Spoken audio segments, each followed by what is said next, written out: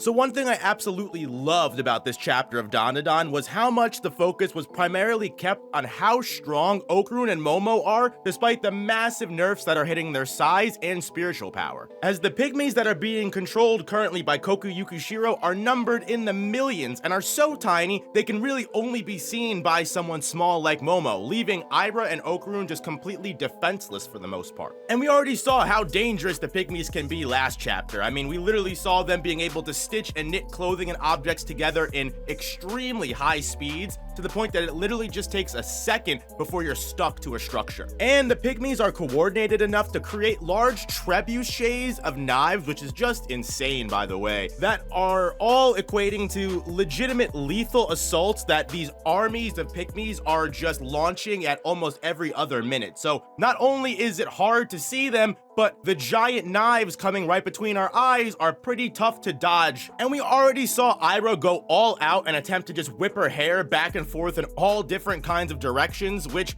ended up being a futile effort because they all just stitched her hair so quickly that not only did they tie it and attach it to a giant desk, because this is the cooking class, it's not just a regular desk. These desks have actual fucking stoves on them that could light and ignite, which almost ended up with Aira getting dealt the worst amount of karma ever, because if you remember, way back in the early chapters when we were fighting against Acrobatic Silky, this is exactly how Momo and Okarun were able to get one over on Acrobatic Silky and eliminate her hair from the equation. The pygmies are just stitching down Aira's hair to the desk, and after igniting the stove, a bunch of flames are just going right from Aira's hair right to her and are gonna ignite her in flames if she isn't able to stop it. And despite Momo doing her best to try and tell Aira to untangle her hair, the speed at which the flame is moving is completely impossible for her to react in enough time. However, that is until the MVP of this chapter, Ken Takakura, or better otherwise known as Okarun, hops in at tip-top shape and speed to just cut right through Aira's hair and stop the flame before it reaches her. This man has truly been eating his Wheaties. Like, it genuinely is beautiful to see how far Okarun has come since the beginning of the series. This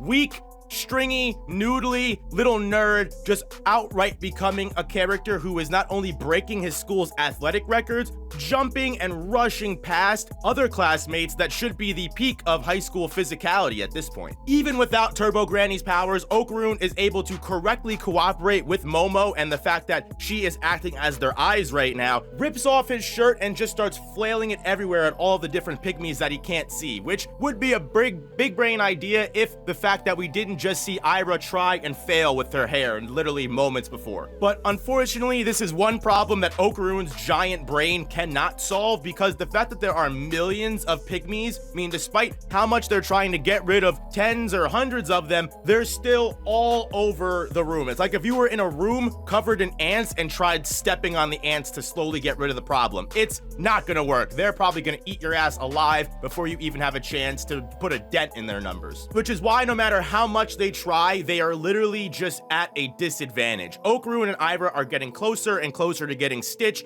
and trapped to whatever floor, object, desk the pygmies feel adequate to stitch them to, and Momo, despite being able to see them, is again the size of the pygmies. So she is not only severely outnumbered by all of these people that are essentially the same size as her. I mean, she can try as she might to use all of her psychic powers to her ability. She also has to defend Aira and Okarun, because this is probably one of the most lethal situations we've been in a while. So Momo shifts goals, because clearly whatever we're doing right now is not working.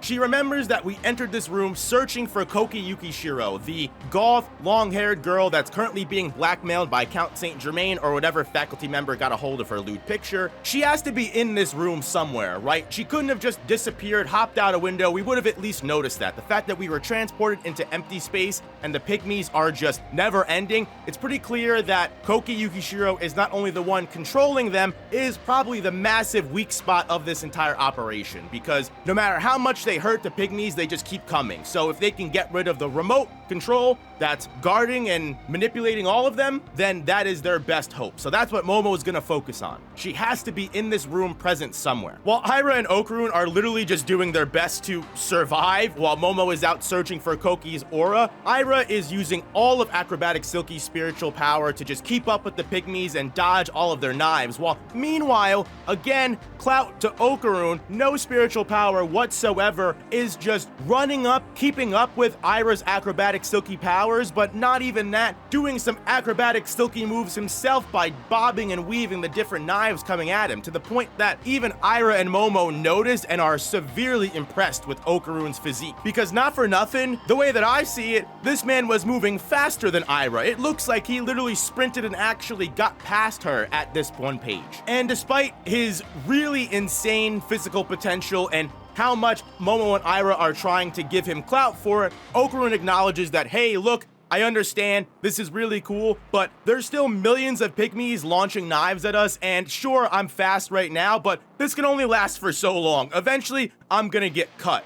And in that exact moment, as if Okarun was literally predicting the future, both Aira and Okarun's hands are on the ground, and they notice way too late that all the different pygmies on the floor stitch their hands and feet right to the ground, so that way they are full on stuck. They have no hope of moving now. And as all of the different armies of pygmies close in on the trapped rats, they start cocking back their trebuchets, start lighting the desk ovens with flames, start getting ready to throw them at full force, and it looks like we are about to lose when in that most critical moment, suddenly everything stops. Everything freezes. And for a moment, it seems like all is lost. That's when Momo breaks the silence with her average, cocky attitude, and it reminded me why Momo Ayase is my spirit animal of choice. I love when she takes fucking charge. As it turns out that this was all a part of Momo's plan. Aira and Okarun were able to distract the pygmies for long enough. Even though they got caught,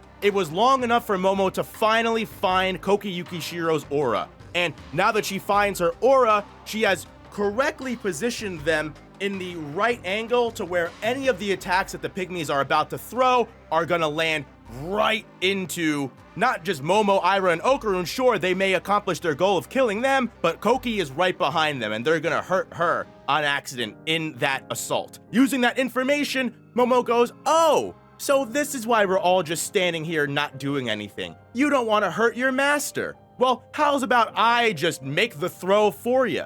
As with the assumption that Koki Yukishiro is the master and all of these pygmies will disappear if they can defeat her, Momo uses all of her psychic powers to grab a hold of those desks and slam them right in a 360 right around her. Or I should say 180, because Koki Yukishiro gets crushed against the wall and chalkboard with that giant desk. And I don't know about you, but thank God this is anime and manga world and not real life, because if someone was to get hit by this full-scale desk right against the wall at full force, I'm sorry, that's fucking killing somebody. Koki Yukishiro would be literally a pancake, dead. They'd have to call the ambulance. Momo, Aira, and Okarun would get arrested for homicide. It would be a terrible situation. But thankfully, we're in DanDaDan land, where Koki probably won't even end up with a concussion. Just the sense of justice that these three are about to bring down on her. And I think it brings up a lot of interesting questions as to what the future of Koki Yukishiro will hold. Is she going to ally herself with the protagonist and reveal all of Count Saint Germain's plans, or whatever faculty member is holding her blackmail? Or is Count Saint Germain or that faculty member gonna jump in,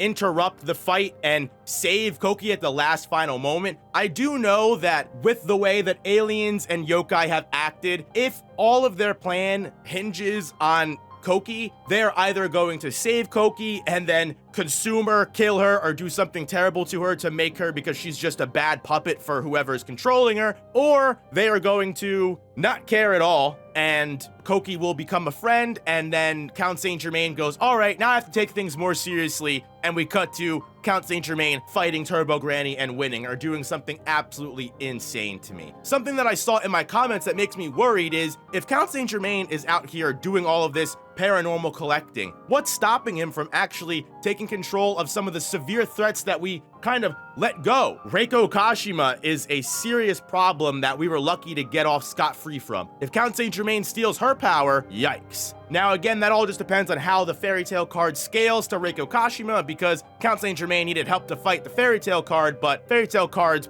ability was a little bit more complicated than just Reiko's straight up strength. Koki is just the middle boss of this area. While this pygmy fight was definitely a serious problem that put Okarun, Aira, and Momo at death's door very closely, that was the closest we've seen in a while, I think, if anything, Koki is just a puppet. I think we are going to move right from Koki onto the main villain of this short arc, whether it be Count Saint Germain or whoever. But all I can say is thank God this pygmy nonsense is over, because this would drive me insane. And I just have to say that Momo having all of her psychic powers and being able to manage this insane war scenario in the size that she's in is impressive. And again, gotta give my man Okarun some props for being able to step up to the plate, not even requiring any powers or supernatural nonsense, just plain old muscle and effort, baby. And you know what? Not for nothing, the way that Momo and Aira looked at him,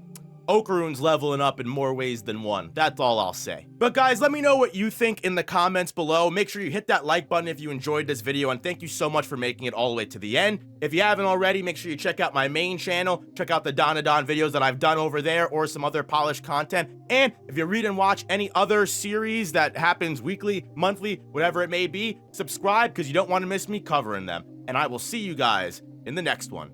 Peace.